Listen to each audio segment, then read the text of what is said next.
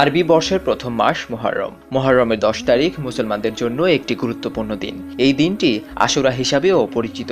মুহররম মাস মূল্যবান হওয়ার মধ্যে বিশেষ একটি কারণ হচ্ছে আশুরা, যা মুহররমের 10 তারিখ বিবেচনা করা হয়। ইসলামী ইতিহাস মতে পৃথিবীর উষালগ্ন থেকে আশুরার দিনে সংঘটিত হয়েছে অনেক ঐতিহাসিক ঘটনা ও হৃদয় বিদারক কাহিনী। ইসলামী বর্ষপঞ্জিতে যে 4টি মাস মুসলমানদের দৃষ্টিতে সবচেয়ে বেশি গুরুত্বপূর্ণ, তার মধ্যে মুহররম অন্যতম। তাই 10ই মুহররম দিনটি বিশেষ মর্যাদার দৃষ্টিতে দেখে ধর্মপ্রাণ মুসলমানেরা।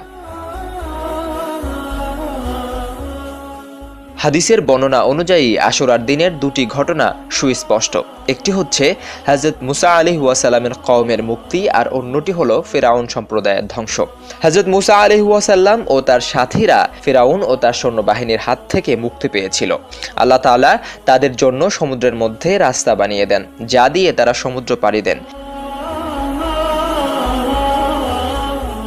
ফিরআউন ও তার বাহিনী মুসা আলাইহিস সালামের কওমকে তাড়া করে সমুদ্রের তৈরি রাস্তায় প্রবেশ করলে রাস্তা পানিতে তলিয়ে যায়, যার ফলে পানিতে ডুবে ফিরআউন ও তার সৈন্যবাহিনী সমূলে ধ্বংস হয়ে যায়।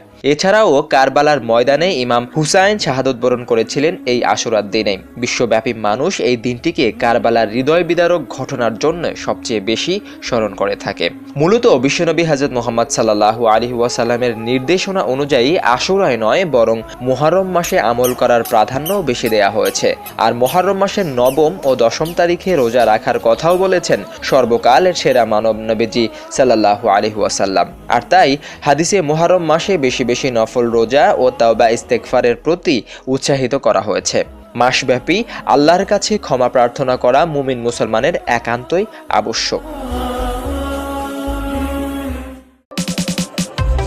বিশ্বের বিস্ময় থেকে শুরু করে জীবন জীবিকার সকল ধরনের আপডেট পেতে সাবস্ক্রাইব করুন আমাদের cmntv.live ইউটিউব চ্যানেলটি, এবং আমাদের সকল ধরনের ভিডিও ফেসবুকে পেতে সার্কেল মিডিয়া নেটওয়ার্ক পেজটিতে লাইক দিয়ে সঙ্গেই থাকুন।